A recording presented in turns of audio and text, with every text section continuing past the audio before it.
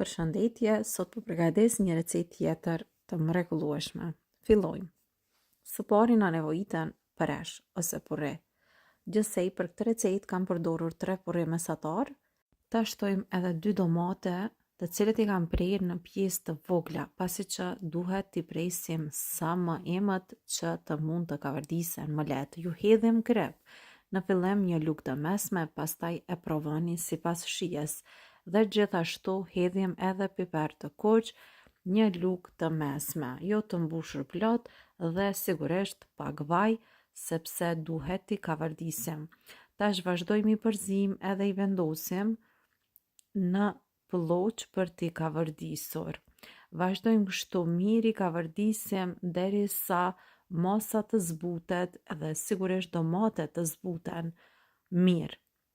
Vazhdojmë i përzim, nëse do të ketë nevojë, mund t'i shtoni edhe pak vaj, por gjithmonë ju do e kontrolloni. Tash i kemi gati edhe do t'i lë që të ftohen. Vazhdojmë përgatisim brumin. Për brumin na nevojiten 430 ml ujë. Vazhdojmë hedhim krypën, 3 lugë të vogla të çajit me kryp, pra lugë të vogla. Shtojmë një lugë të mesme me uthull 9%. Këtë po e shtojmë për arsye se uthulla do t'i ndihmojë shumë brumit që të hapet më lehtë edhe të bëhet e shkreft. Vazhdojmë me përzim me dorë derisa të formohet brumi. Mielli shtojmë gradualisht nga pak derisa të bëhet një brum i trosh. Mos e bëni shumë të butë brumin, pra duhet të jetë brum ashtu të themi mesatar, as shumë i fortë, por edhe jo shumë i butë. Për afërsisht 700 deri në 750 gram miell ju nevojiten. Pasi brumi të pushoj mirë për 15 minuta, vazhdojmë edhe brumin e ndajmë në 2 pjesë. Pastaj formojmë nga secila pjesë kulaç, siç po e shikoni, edhe me pjesën e dytë, formojmë kulaçin e dytë. Pastaj vazhdojmë edhe e qilim secilin kulaç në të njëjtën mënyrë që po e shikoni këtu. Vazhdojmë edhe e hapim duke i shtuar gradualisht miell nga pak atë sa do të ketë nevojë. Mos të ngjitet pra brumi për holluesen. Vazhdojmë e hapim në një mallësi që po e shikojmë tash këtu. Dhe kjo teknik është shumë e shpejtë për të përgatitur pite ose byrek dhe vërtet bëhet një byrek i mrekullueshëm dhe shumë i shijshëm. Pasi e kemi hapur, vazhdojmë edhe brumin e ndajmë në 8 pjesë të barabarta. Së pari po e vreni që po e ndaj brumin në 4 pjesë e pastaj secilën pjesë edhe një herë, pra gjithsej 8 pjesë. Vazhdojmë edhe brumin e lyejmë me gjalp. Sot kam vendosur që piten apo byrekun ta përgatis me gjalp.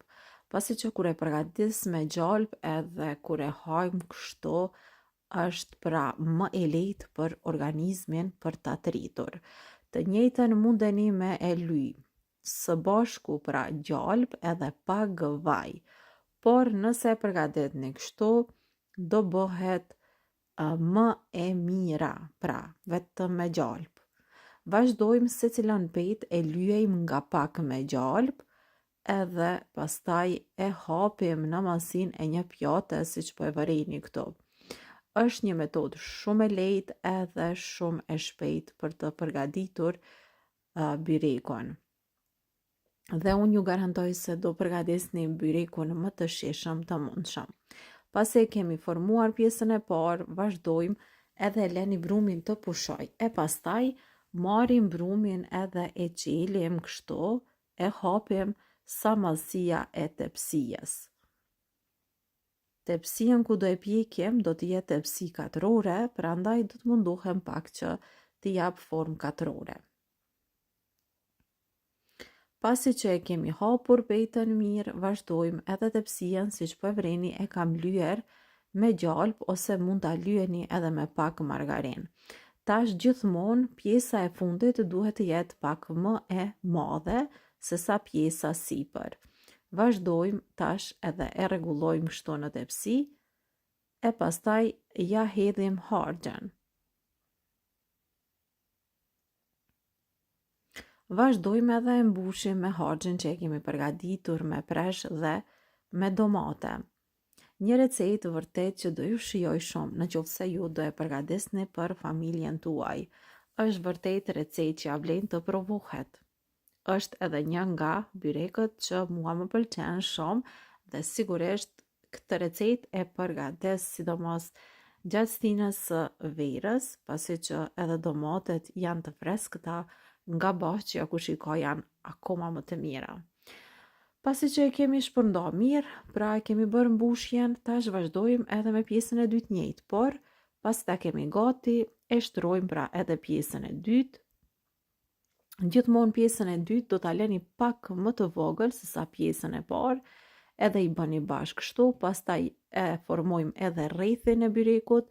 Si të formoni rrethin e byrekut, keni edhe videon të cilën e kam shkruar poshtë, pra linkun e keni në përshkrim të videos. Tash e lyejm sipër, pra me gjalpë dhe pak vaj, edhe pastaj do e fusim në furrë në temperaturë 220 gradë derisa të skuqet mirë. Pasi të skuqet, pra byreku është gati. Nëse doni krokant, vetëm kështu do e leni, por në qoftë se doni pak më të butë, do e spërkatni me pak ujë. Nëse do ta provoni këtë recetë, juve ju bof të mirë. Deri në recetën tjetër, shihemi së shpejti. Mirëmbëjtje.